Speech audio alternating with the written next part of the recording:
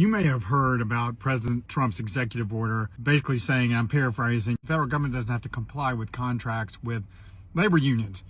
Is that legal? Hi, I'm Tom Spiggle with the Spiggle Law Firm. We help people who've been fired or afraid they might be. The short answer is no, it's not legal. These are binding contracts, and the federal government has to abide by the terms of them because the federal government agreed to the collective bargaining agreement. So expect to see this one end up in court. I suspect the administration's argument is it's within his executive authority as he tries to make this case for a unitary executive that he can basically, within reason, do what he wants. And if he wants to control his federal workforce, he can, even if that means breaking these contracts. The interesting thing will be to see if it goes to the FLRA, which is the administrative body which usually hears disputes of these kinds. They are currently down a member of that board, so we'll see what happens with that, or if the unions try to go straight to court, but they've had some difficulty there with courts bouncing them back to other administrative bodies. It's not legal. We'll see court challenges. We'll see which court. It'll probably take a while for it to get worked out. If I'm a betting man, I don't think that the courts are going to side with this idea that he's the unitary executive and can therefore disregard contracts. I even doubt that the Supreme Court will